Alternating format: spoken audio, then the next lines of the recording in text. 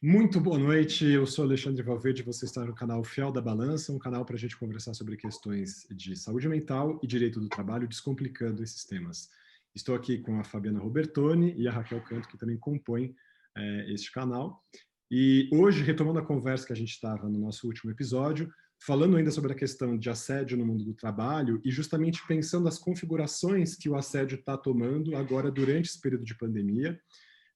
O que tem acontecido de diferente, como a pandemia gerou uma nova situação que configurou novos processos de assédio, como que a gente pode abordar esse tema e ilustrá-lo, elucidá-lo aqui para os nossos espectadores, os nossos ouvintes. Bom, boa noite a todos, eu sou Raquel Canto. Como o Ale falou, nós vamos conversar hoje sobre o que é o assédio moral, né? Como ele se configura no ambiente de trabalho e se o assédio, quais são os desdobramentos dele, né? Na relação empregado-empregador. Se o assédio moral, ele pode ser considerado uma doença do trabalho, se existem indenizações, né? Quais são os percalços aí desse conceito, né? Então, a gente tem como conceito de assédio que é a exposição dos trabalhadores a situações humilhantes, constrangedoras, que são perpetradas de forma repetitiva, ou seja, elas têm uma continuidade no tempo, né? Não é só um ato. Para se configurar assédio, tem que ter uma repetição prolongada na jornada e no contrato de trabalho, né? Então, não são somente fatos isolados, mas a característica principal é a prolongação no tempo.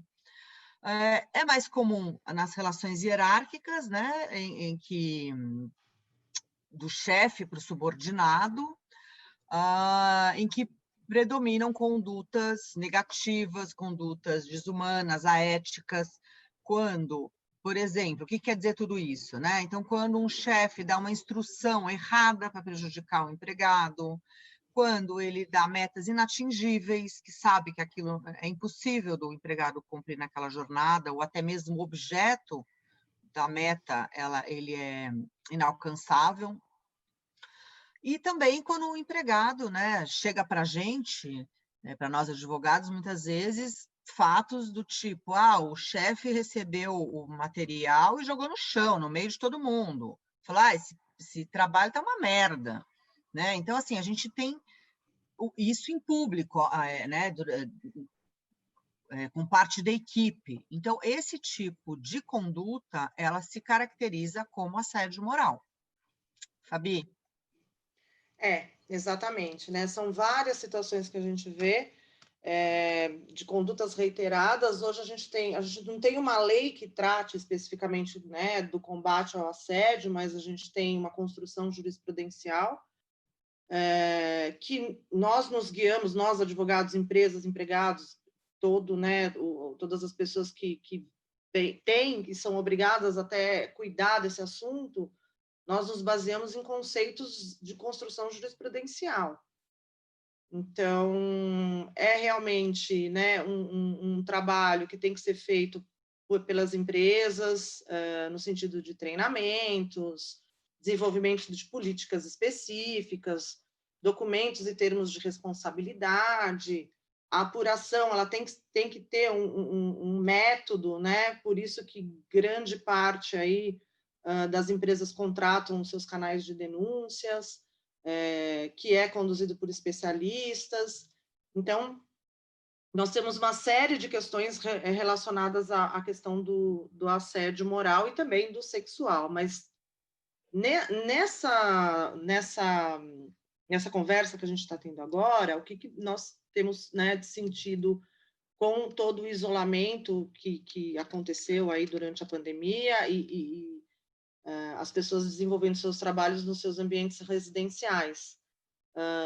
Um excesso de jornada, né? A gente sabe e a gente tem notícias, isso é muito falado assim, em todos os ambientes que a gente tem participado, seja de reuniões, seja de consultas, pareceres, né? A gente sabe que essas jornadas elas estão sendo extensas, né? No sentido de comprometimento, entrega, né, dos profissionais em relação aos seus trabalhos. Então, a gente tem visto uma queixa muito grande em relação não só ao aumento da jornada, né, na quantidade, mas em relação à complexidade de tarefas que estão sendo exigidas para entrega. Então, as tarefas se tornaram mais complexas também, porque houve um movimento demissional muito forte durante esse período, então as pessoas que ficaram, elas assumiram as atividades das outras que foram embora, e aí, em decorrência, né, dessas exigências e dessas faltas aí até de método, né, em como lidar com essas situações, temos visto já a caracterização de questões decorrentes, né, da caracterização de assédio. Então, deixo um pouquinho para você, Ale, para falar dessa... Justamente, né? Eu queria fazer uma pergunta para vocês duas também. Como vocês estão falando dessa questão do que pode caracterizar o assédio ou não, e ainda pensando nessa situação da pandemia, as situações das reuniões, né, que a pessoa tem ali as 8 horas de trabalho dela para cumprir, e que eu tenho visto isso no meu consultório, muitos pacientes trazendo uma saturação, né, dessa demanda, então eles passam dessas 8 horas, às vezes 6 horas, ou às vezes as 8 horas em reunião, que vai emendando uma reunião na outra, quer dizer, você mal tem tempo de levantar da cadeira, porque é aquilo, a tua agenda está lá na grade da agenda, você tem horário das 14 às 15, das 15 às 16, das 16 às 17, e é uma na sequência da outra.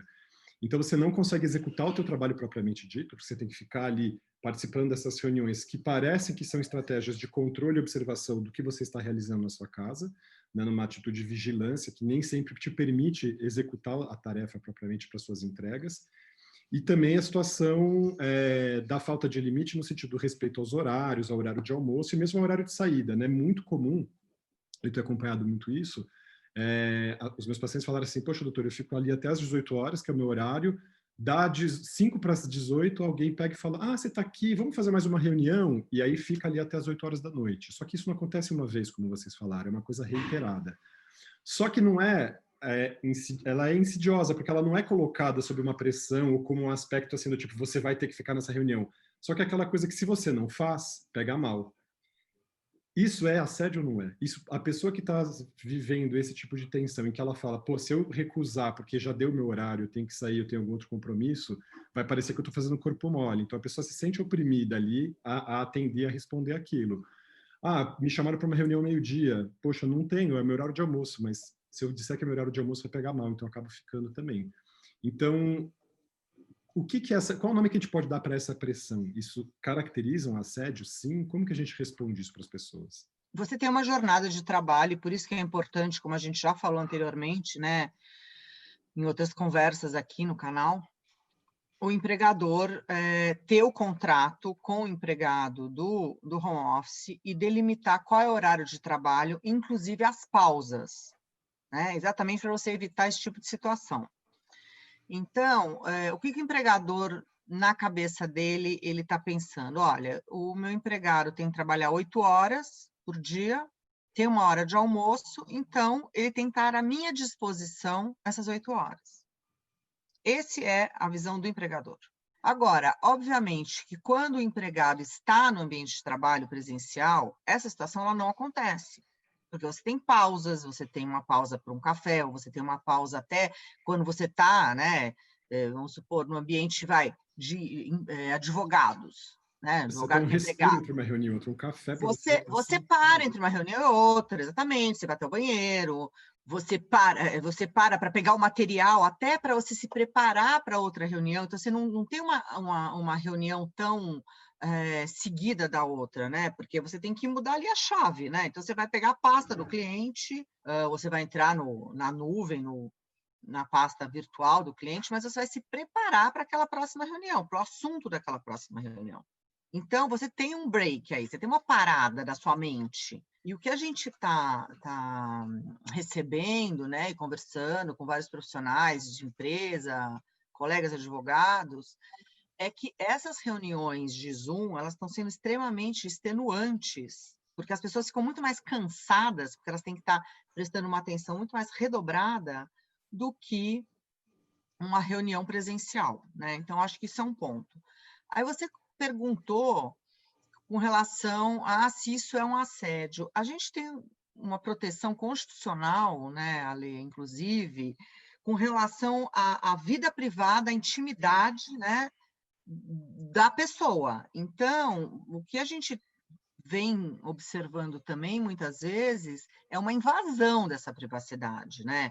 Então, não tanto durante a jornada, que poderíamos defender, né, nós como advogadas, bom, mas ele está das 9 às 19, ele tem que estar à minha disposição, porque esse é o contrato de trabalho, essas horas são remuneradas para isso. Mas o que a gente vem observando é que está tendo uma extrapolação disso, né? Então, a partir do momento que invade minha hora de almoço, então eu já não estou fazendo o meu horário, ou que depois do meu horário contratual eu tenho que ficar com a câmera aberta, isso tudo realmente vai configurar um assédio. A questão vai ser a prova. A gente não sabe ainda como os tribunais, como os juízes de primeira instância vão entender isso, como essas provas vão ser produzidas, né?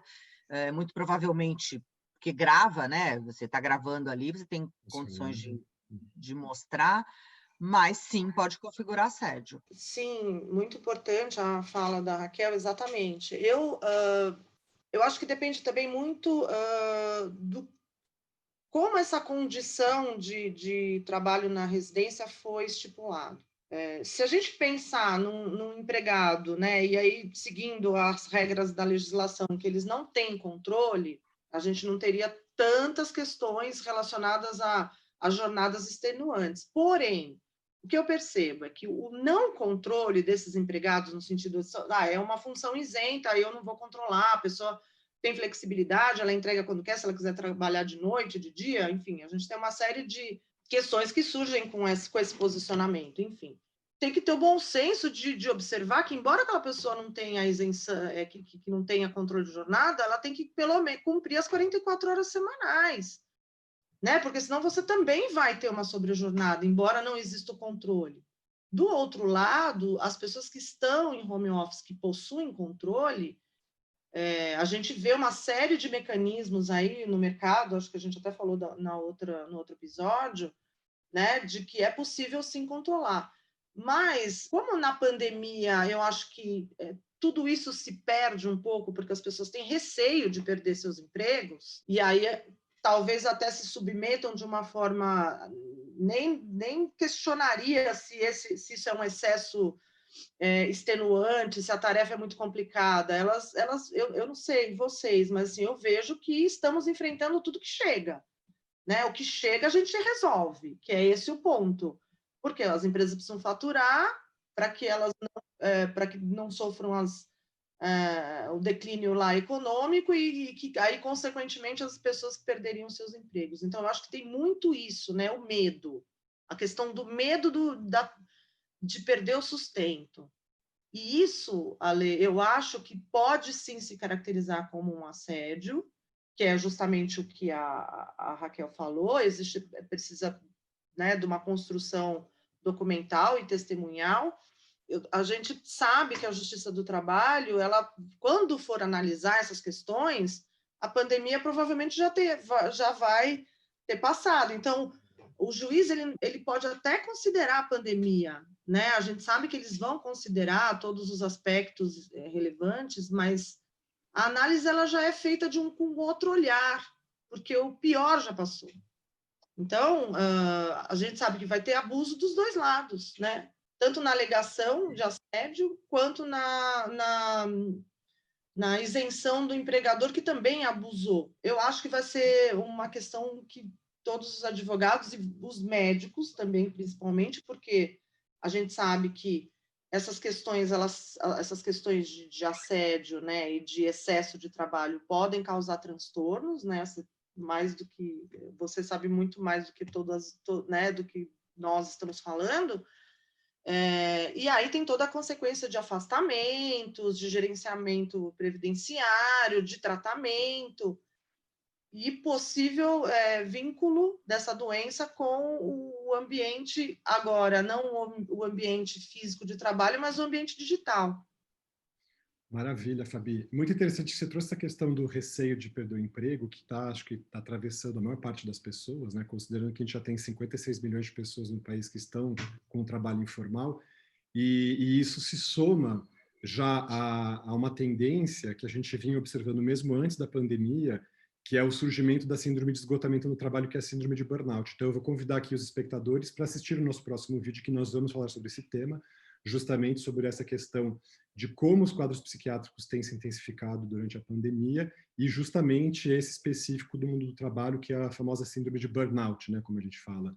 Então, convido você que está aí, que gostou do nosso vídeo, para compartilhar com as pessoas que você imagina que vão ter interesse, que você gosta, que você dê o seu like, assine o sininho de notificação e se inscreva no canal. E até o próximo episódio, pessoal. Um grande abraço. Até! É.